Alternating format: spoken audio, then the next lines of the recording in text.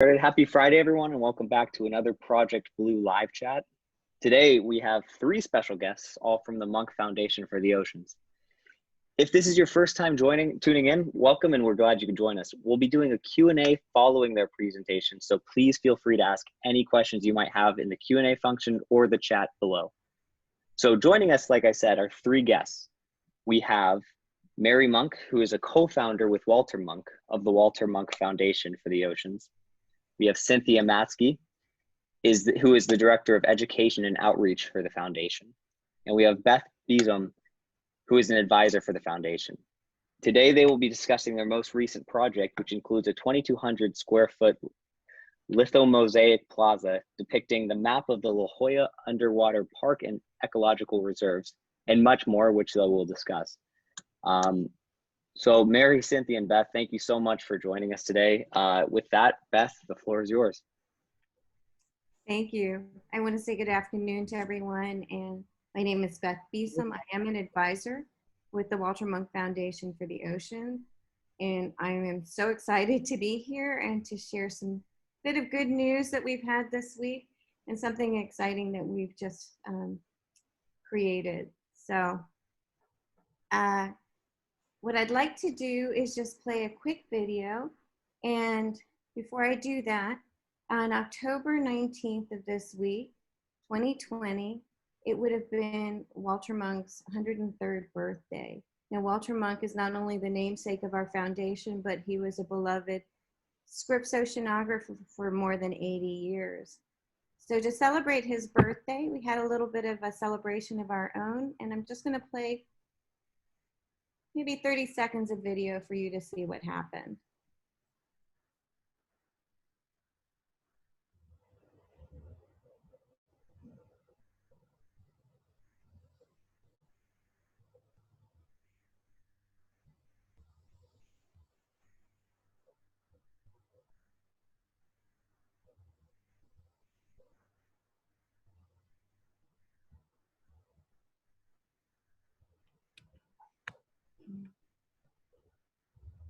So as Jacob said, we've just completed a public project called the Map of the Grand Canyons of La Jolla. It's located in Kellogg Park in La Jolla. And it's an educational plaza, which is 2,500 square feet of lithomosaic. And it has other components as well, including the signs that you're seeing here.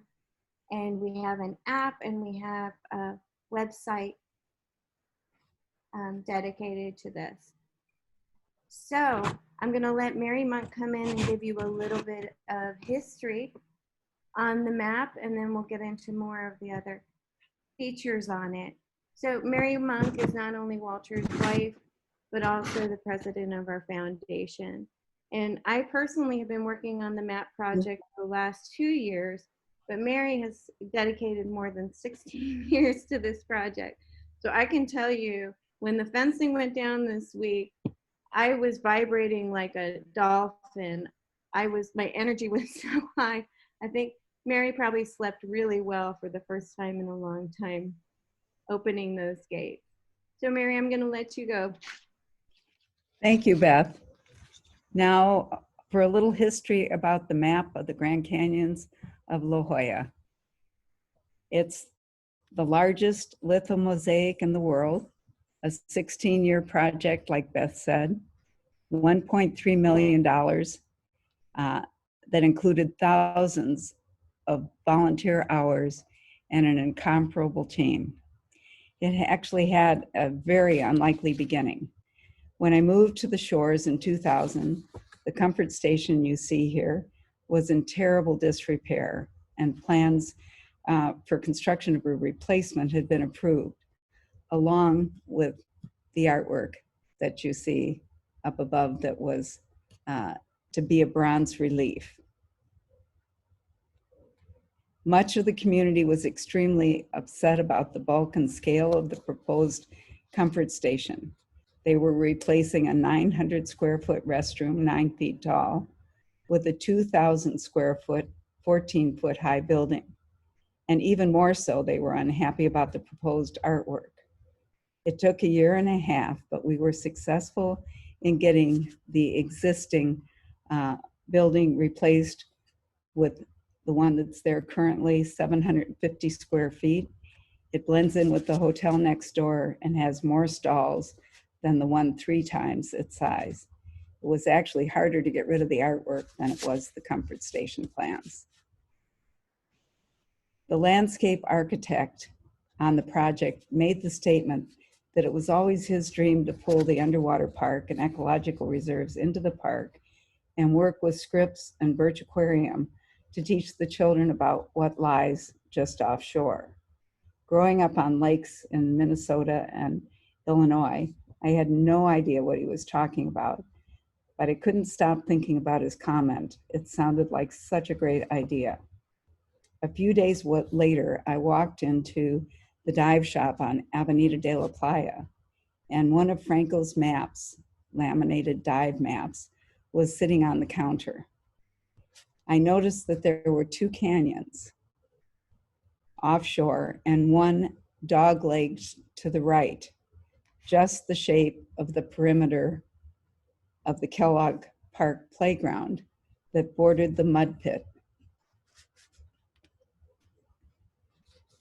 The entire community came together to support the concept.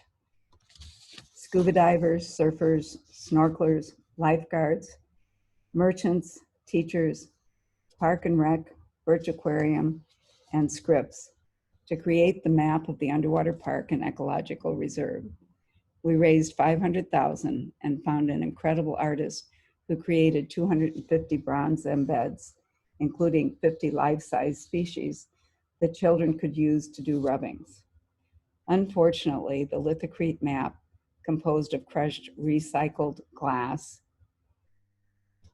embedded in concrete, started to fail even before it was open to the public. Following several closures and repairs, it was finally deemed a safety hazard and closed for good. It was removed, and we needed to figure out how to replace it.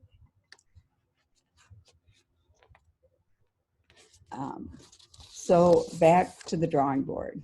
Once the bathymetry was determined with the help of Eric Terrell's lab at Scripps, Robin Brailsford and Wick Alexander, with the help of Kelsey Hartley, began fabricating the species in their Del Zero studio. Walter and I visited them and were amazed at the progress they had already made, as demonstrated by the aquarium of fish and kelp on the wall behind us. And then in this image, Wick is working on the green turtle, and you can see the bottle of glue in his right hand. Each tile is hand cut, glued to the mesh backing that you can see the turtles on, upside down and backwards. Quite a feat. And these are some of the other images that they had completed at the time. And of course, the octopus, which is our favorite. At long last, it was time to move the species to a location where they could lay out the map. The area had to be at least 30 by 60 feet. By a miracle, Scripps was waiting on permits to renovate the old Southwest Fisheries building and allowed us to use the first floor to fabricate the map. It's hard to describe the magnitude of the project. The ever-changing ocean just outside provided unlimited inspiration to the artist, and their work definitely reflects it. Unlike the comfort of their own studio where they could sit and glue the pieces of tile to the mesh, imagine sitting on the floor and gluing approximately 500,000 tiles in a perfect pattern, illustrating the bathymetry around 123 species, upside down and backwards. Ocean awareness, one tile at a time. Mariah Connor, a wonderful artist in her own right, helped with this leg of the project. We had lots of curious visitors, children fascinated with the size of the species, and dignitaries like President Pro Tem Barbara Bree who can be seen gluing a tile on a visit in the early stages of the project, and Mayor Kevin Faulkner, who paid a visit when it was just about ready to be installed in Kellogg Park. Unfortunately, installation was delayed a full year as we waited on permits from the city and the Coastal Commission. This slide shows a 31-foot image of JJ, the orphaned baby gray whale, the day she was released to the ocean by SeaWorld after 15 months of rehabilitation. In the playground, next door to the map, there's a 15-foot bronze sculpture of JJ, representing the size she was the day she was rescued in Marina del Rey.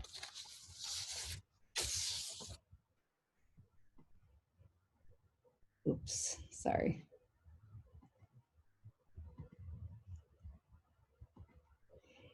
At long last, the construction fences went up in early February 2020, and we began installing the map on Valentine's Day. I'm standing in the entranceway from Vallecito's to the map, an area that used to be a 5-foot wide, decomposed granite pathway into the park that,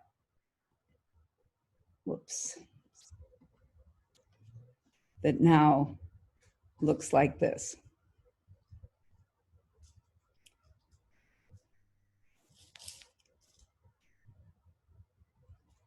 On the far side of the comfort station, you'll notice that we included a bike rack pad to clean up that area and make it more accessible. The pours took a couple of weeks, and then the real work began. Fencing and beds, including dive flags, hexagonal numbers to identify each species, landscape, educational panels, and so much more. We were able to salvage a few of our bronze sculptures from the previous map, including a dedication to the Kumeyaay bands, who were in the area for over 10,000 years. And this is a group of Kumeyaay children who are viewing the unveiling of the map, of the plaque that is dedicated to their culture. This silver bronze compass rose, located at the entrance, welcomes all our visitors to the map. If you look closely, you'll see that the artist Lynn Reeves took a volleyball to create a globe with an outline of Southern California and Baja.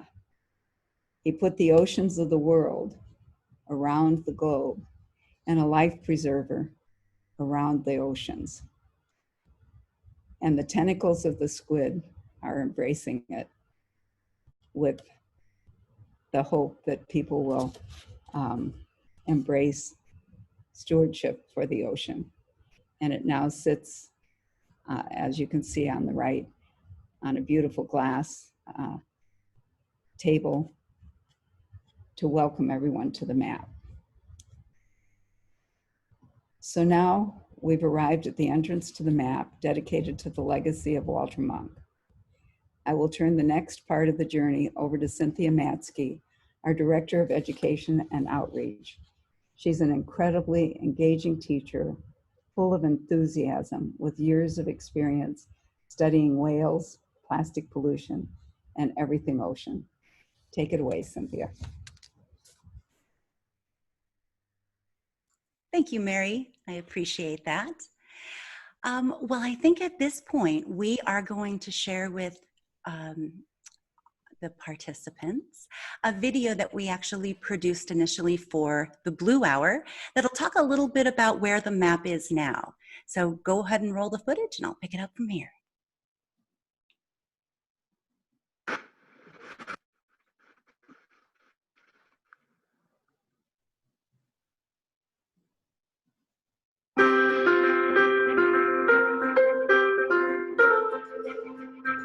Off the California coast, there is a place of beauty, wonder, and adventure.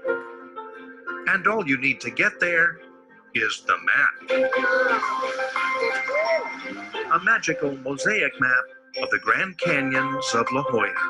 This map is a tiny component of the many things that we need to do for people to realize how much our societies depend on the oceans. Fitted and formed from thousands of tiny tiles, the map is the newest arrival to La Jolla Shores Park. A creation of the Walter Munk Foundation, the map features more than 100 native species, from sea lions and dolphins to JJ the rescued gray whale, creatures you can get close to without even getting wet, in person or online. Cool. I recently had the opportunity to view the Walter Munk Foundation map that depicts over 100 creatures off our shoreline. Each creature will have a QR code, so the community will be able to download the information on that species and learn all about the species that we have off our shoreline. The Walter Munk Foundation for the Oceans truly believes that ocean awareness and conservation should be built one tile at a time.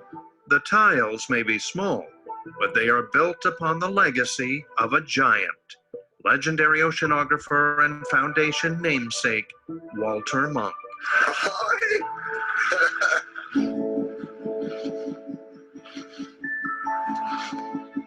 Professor Walter H. Munk is widely recognized as the world's greatest living oceanographer and the father of modern oceanography. The recipient of this year's Explorer's Medal. Walter Munk walked our understanding of the system of oceans across a whole century. So you look there and I look here. Okay. Walter began exploring at an early age. From the mountain slopes and lakes of his boyhood home in Altesee, Austria, where he and wife Mary were recently honored, to the coastlines of Southern California. After a master's at Caltech, Munk continued his studies at Scripps. Shortly before the breakout of World War II, Munk joined the Army, before beginning a lifelong career supported by the Navy. His studies of waves saving lives by turning the tides of battle. He was leading the team that was figuring out the equations to predict the tides so that we could have a successful Allied victory in Normandy. After the war, Walter would not only earn his PhD, but remained with Scripps and the Navy, studying the effects on the ocean from nuclear blasts at Bikini Atoll to global warming and sea level rise and the waves that move us all. I'm still fascinated with the problem of ocean waves. I've had a sort of a fascination with that all my life. Walter's early work successfully forecast the first ocean swells across the Pacific. This had a huge impact and paved the way for surfers to be able to predict when and where to surf. He was the first surf forecaster. We reap the benefits from him every day.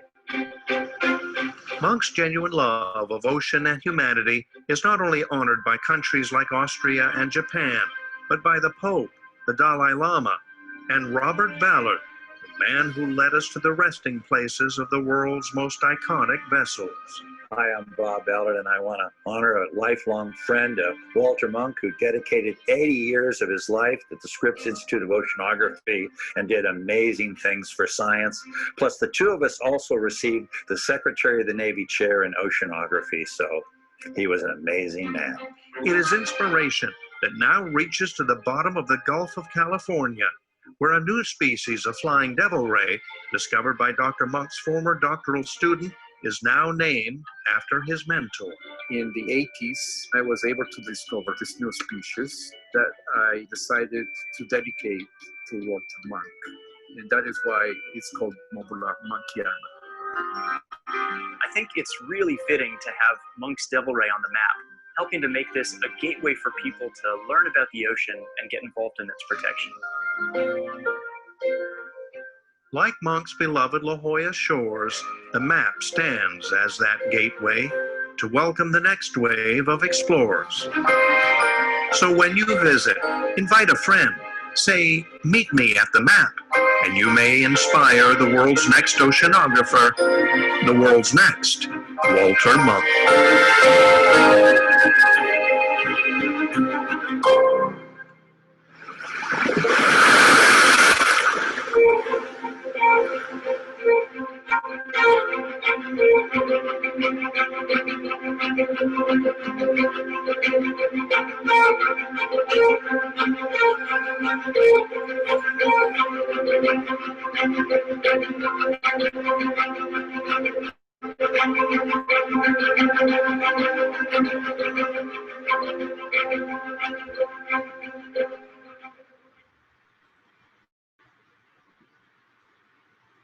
Excellent.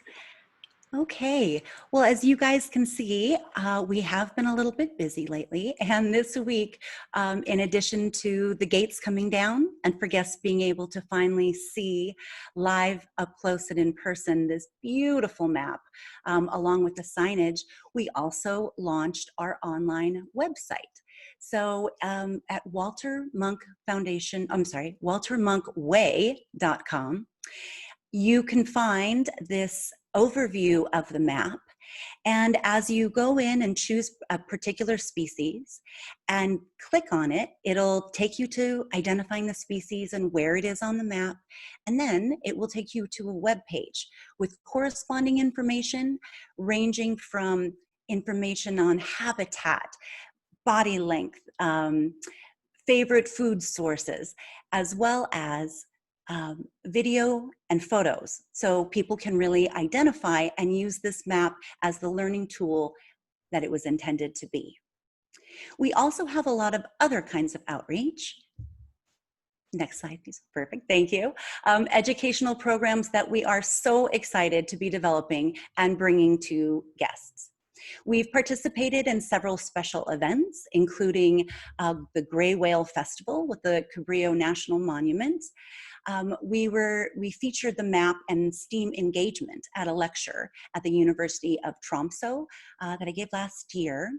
We've participated in a Meet the Experts event for Earth Day and globalschools.net. And we are so excited to be working with our San Diego-based partners, Arts Bus Express, to deliver virtual field trips to students. But what I'm really excited to announce is our brand new partnership with Alta Sea. So we were able to join the Blue Hour on 10/10/20, and what a fantastic event that was. But actually just today, we wrapped up the third week in our first series, which will be 9 weeks total, of a class on marine mammals. Working with teachers through UCSD and colleagues, we were able to create, next slide please, thank you, not only 45-minute long live lessons, but also asynchronous learning or digital lesson plans.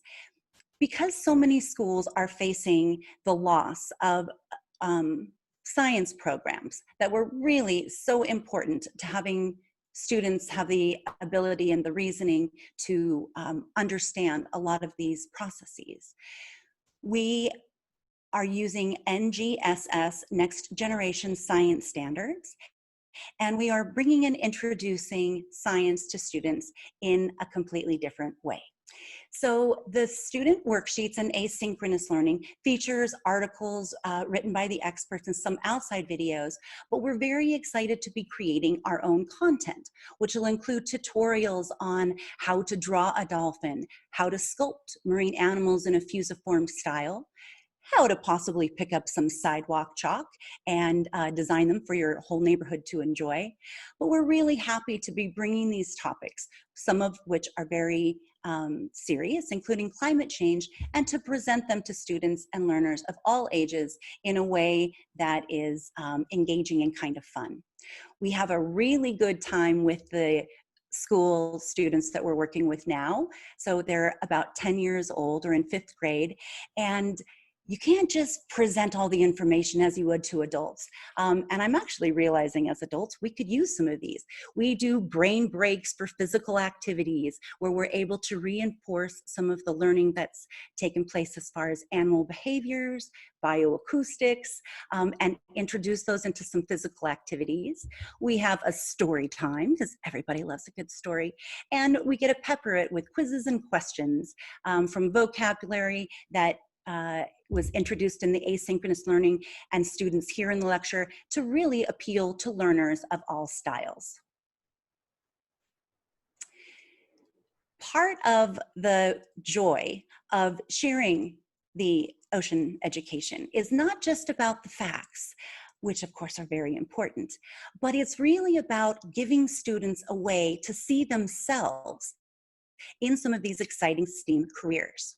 So we are able to utilize footage and photos from experts in their field and introduce them on a meet the experts path so they can understand how they can begin to see themselves and find their own journey, whether they start as an underwater a regular photographer that can move to underwater photography, as many of ours have, or personally I started as a whale naturalist working on boats before I became a dive instructor and pursued a career in science itself. So that's a very important element of it. And based on the questions and feedback that we received from students, they're pretty excited.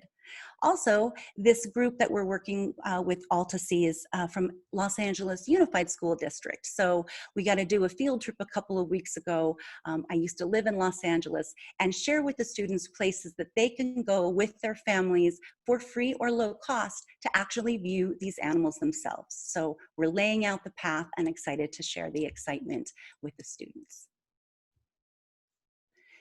Beyond the education components that we do, working with the community as a whole has always been one of our most important priorities. We believe in taking local action and the ripples that wave out from it that can have a global reach. So our scientific advisors are basically in almost every corner of the world. We work with groups in Hawaii, Austria, Italy, Mexico, Canada, and this is to promote learners of all ages to get excited in ocean stewardship and to create a way which everyone can get involved and really feel that this is their ocean, their community, and to open up science and the process to everyone. Some of our other partners that we've worked with, the Sierra Club, Wild Coast, Ocean Discovery Institute, we are creating mentorships and opportunities for students to become scientific communicators themselves. We have a mentorship program set up, coordinated beach cleanups, and the thing that I might be most excited about is a program that will have a monthly program called Meet Me at the Map. Imagine about 2 hours of a family-friendly event where we gather, we get to hear a short talk from one of the experts illuminating one of the features on the map, and then we break into groups, we do citizen science together, collect some marine debris on the way back, and really reflect on our beach, our community, and how we can go forward in a way to be the most productive. We're also excited in the future to be partnering with a group called Native Like Water, and they work with Kumeyaay youth to allow them to spend some time to learn and experience La Jolla shores the way that their people have for thousands of years. So one of the most beautiful things about the map to me is when people look at it, depending on your background in history and where you came from, everybody sees something different.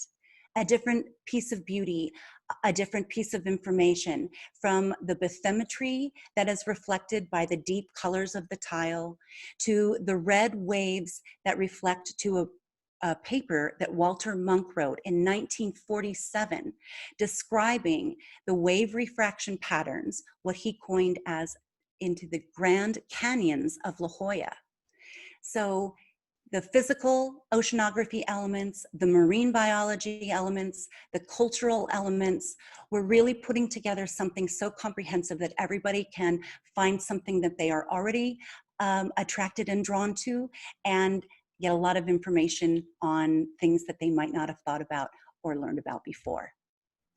So I'm excited now to be able to introduce Beth Beeson, who is an advisor, but she's also been a co-creator with me in the programs for Los Angeles Unified with Alta Sea, as well as another program she'll talk about coming up. Take it away, Beth. Thank you, Cynthia. That was wonderful. I won't take too much time, so we have a little bit of time for questions and answers today. But I just wanted to do a shout out to the people who made the map as beautiful as it is.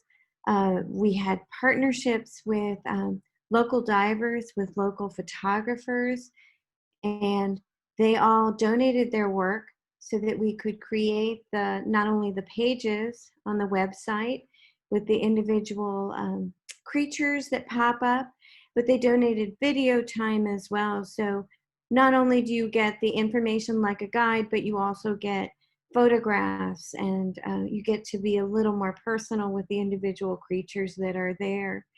Here's just a sampling of some of the creatures. Then on the signs, which you got to see in the video where they scan the QR code, we also have some of their photographs featured there as well. You can see the range. We had to reach out to people who were underwater, to people who were over water for the birds.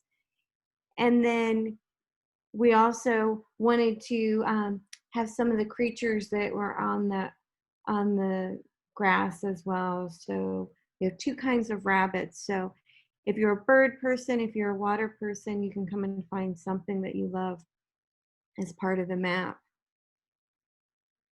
Let's see. Now we did reach out, as I said, to local divers. So the dive sites are marked on the map as well, and they're put within the bathymetry of all the tiles. And a lot of these divers, you can see, donated their photographs for the signs. So this long panel of signs was the original 62 species, and there's a QR code with each one of them, so you can scan it and get more information if you like. One of my favorite things to watch is the kids wander up to the signs and start looking at the pictures going, Mommy, Daddy, this is what I saw underwater.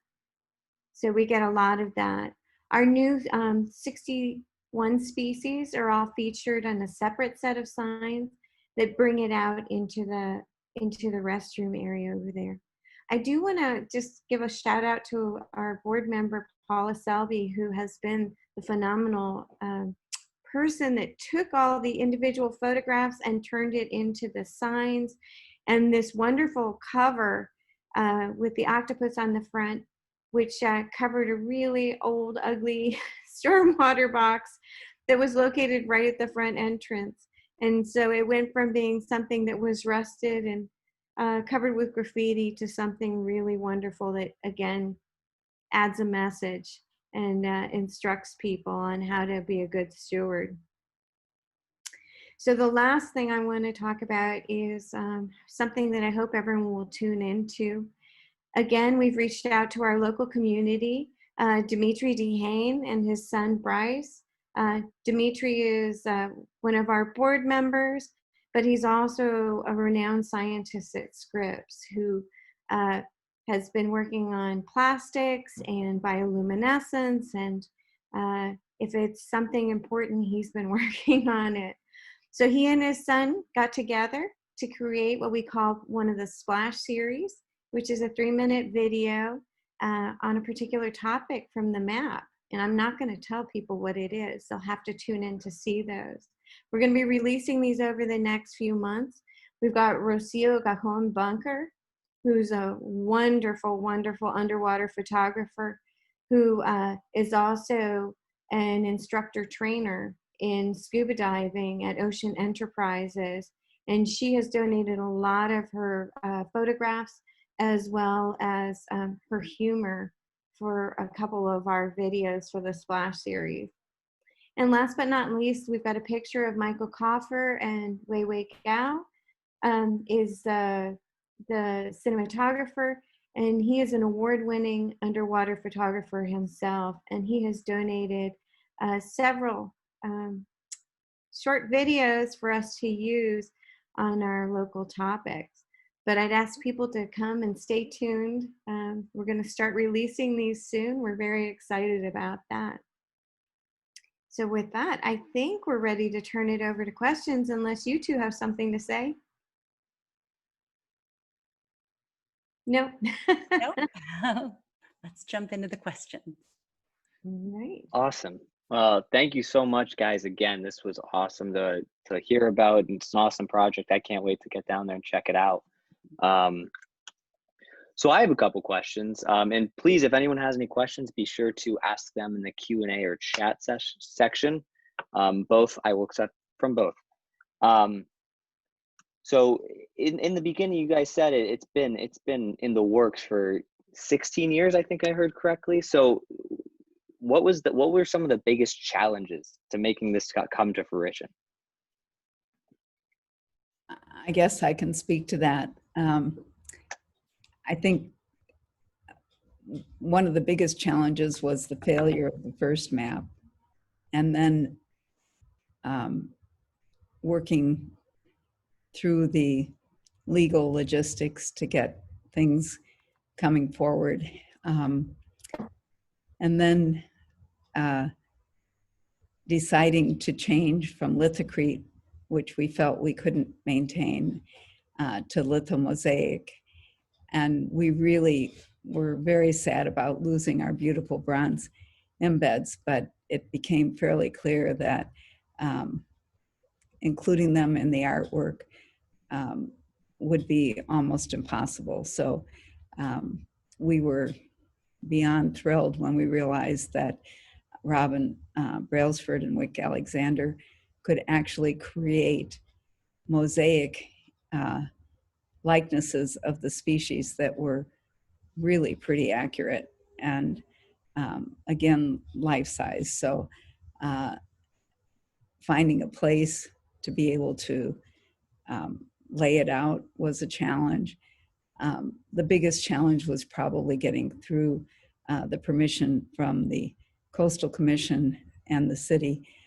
Actually, the city approved it pretty readily, but for the railing around the project, the previous one did not have any thing around it to indicate that it was a special place.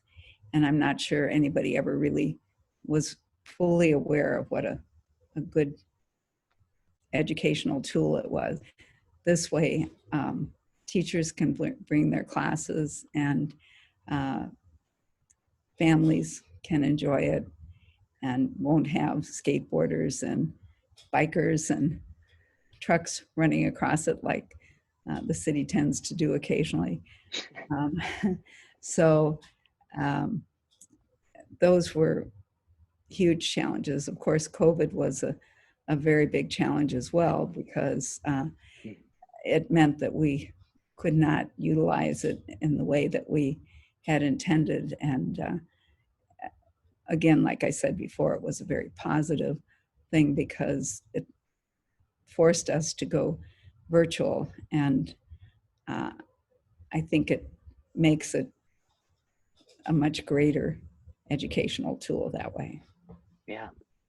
Well, it sounds like, especially with the QR codes and the website, it just became it's going to be an awesome experience once everyone's allowed to really fully experience it. I guess you guys are still open since it's a beach, but close to the beach. But so seeing it come to fruition, have you guys figured out what your favorite part of the mosaic is yet? You both have beautiful backgrounds. You have the map right behind you. Is there a favorite spot of it that you guys have just thought it's beyond beautiful? Well, I think if I were to jump in to answer that one, even though I'm a marine mammal researcher, and of course the mammals are near and dear to my heart, I just love the great white shark. There is something that is captured in it that is that reflects the thrill, but also the beauty. And I think so many people that sharks are so misunderstood that it leaves room in there. So it's very, you feel very drawn to it. It's just been captured beautifully. But then the opportunity that we have to teach from that and to teach about conservation and to bring truth in, I think that opportunity is probably one of my favorites. I'd like to answer that one too. So if the people listening now would like to stump some of their friends when they go to the map with their knowledge of the map, they can ask their friends, which is the one species on the map that does not belong in this area. Of 123 species, those all belong. But the one you see right here jumping is a mobile Munkiana, which is named after Walter Munk that you heard about in the video. And at the entrance, there's a monk's devil ray that greets people coming off of the Walter Munk Way and coming into the map. And I have to say, I have a really soft spot for that particular ray. And I would have to echo Beth's sentiments also for personal reasons. But I think for me, the best part of the map is the fact that it has so many educational components related to it. And not only is it an incredible work of art, but every element on there will bring people back time after time. There's no way you could possibly learn even a small portion of what it offers in a visit or two. And it's also the fact that it's for children of all ages from all over the world. We get millions of visitors at the map every year. And we hope that the message that they take is the one that's so desperately needed today, which is to take good care of our ocean and everything in it. Yeah, big time. Big time. That's beautiful. So we have a question in the chat from a viewer. He said he was just in La Jolla and was pleasantly surprised to come across the new installation. My question is, what else are you guys working on and or focusing on that other organizations might be able to work with you on?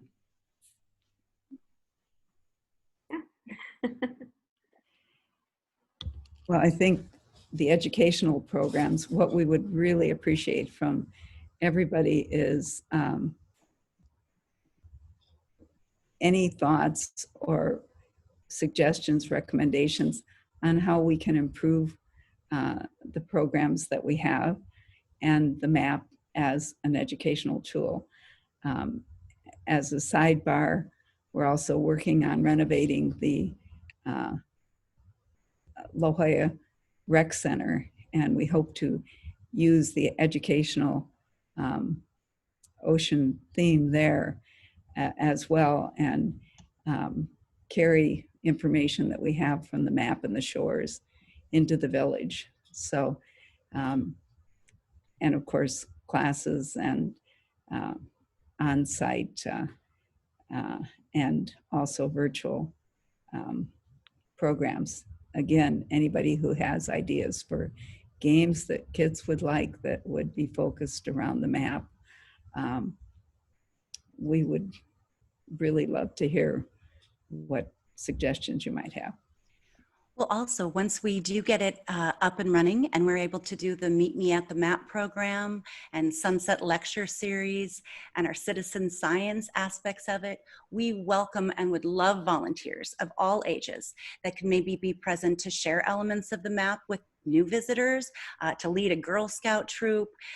There's a lot of ways we can utilize, and we openly welcome volunteers with all different kinds of skill sets. So no matter what it is you do, graphic arts, or you're great talking to people, we welcome that, and anyone can email me, Mary, Beth, any of us to let us know all of those opportunities that exist. We're really excited about the citizen science, at least I am anyway. We all are.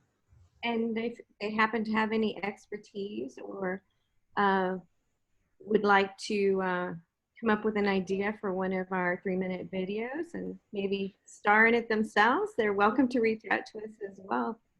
Might put themselves in the splash series. Or if you have photos or videos of the species on the map that we could add to the pages, that would be also greatly appreciated. Can I just say one more thing? We also we have people who are going to be submitting, so we can keep a current affairs going as well on our website. And with our information, let's say you go over the leopard shark, we're going to be like, the leopard sharks are in town, you know, here's how you can see them. Here's how you can go snorkeling or walk through, and what's available locally as well too. Sure. So that kind of leads me into a question we always ask, which is kind of, we have people that range from middle schoolers on this to older people, and everyone gathers around the ocean. So, and they love to hear advice on especially for the younger people. What would you do if you're in your shoes and this project is exciting to you? You want to learn more about it, and thinking about getting into a career of this kind of educational ocean education. It's for anyone really. Just any advice, general advice you'd give them. To getting, oh, sorry, Mary, go ahead. No, I think Cynthia and Beth should take this one. I only stumbled into it quite accidentally through a comfort station, but I've really enjoyed what I've learned about the ocean and its species, which I knew nothing about. So Cynthia, I think probably would be the best. Well, I think one of the things that's so important is that when we learn about a lot of the ocean issues that are very serious and can honestly touch on depressing, there is reason for hope, and there are things that each of us can do. And by illuminating those and creating ways for people to come together and start participating in the citizen science or the beach cleanups, it fosters an energy and an optimism, and that has a ripple effect. So when you begin to know the information, you start to become a better consumer and make some ocean-minded choices. That effect really has, it does a lot for bringing people's spirits up. So I would say come and join us for one of the Meet Me at the Maps, or reach out. And that's a great way to get involved. Beth? I would just echo, I think one of the things I love about the people we've been featuring with our career paths too is it doesn't have to be a straight line, you know? You might find yourself, especially as a child, you think you have to pick a career and stick with it. And I just say, you know, Mark Twain was famous for saying, do what you love and you'll never work a day in your life. So go find something you love about the ocean, and hopefully you won't have to work. Okay, so another question that we always get each pan without fail is, it's kind of a wild one. What is each of your favorite oceans? So I don't think she mentioned it, but Beth has lived in basically every country imaginable. So obviously you have been in different oceans, and our good friend Brian loves knowing which one is your favorite: Pacific, Atlantic, you know, Indian, whichever one. Oh gosh, it's too hard to pick. The whales don't always cross over to different oceans, so I hopefully will meet whales in all of them. And each one has its own character, which I think is so amazing. I just got back from working in Samoa for 2 months and teaching diving and working with kids there, and it's completely different from the Caribbean. So I say all of them, and I want to explore them all. So. Well, I've got a favorite, but it's a running favorite, and just for now. And honestly, when I say it, sometimes it surprises me even coming out of my own mouth. But after living in Hawaii for 20 years and spending a lot of time on coral reefs and in warm, sunny tropical areas, I really became fascinated with the Arctic. So diving and snorkeling in the Arctic is my new favorite playground. I have seen species of jellyfish you would not believe, or been diving in waters that there were narwhals about 200 to 300 yards away. And even though I couldn't hear them through my 11-millimeter hood, the hydrophone we had in recorded some of it. And just to be in an environment that is so important and so fragile, but so just wild. It'll suck the warmth right out of you. That whole process has been very refreshing as well.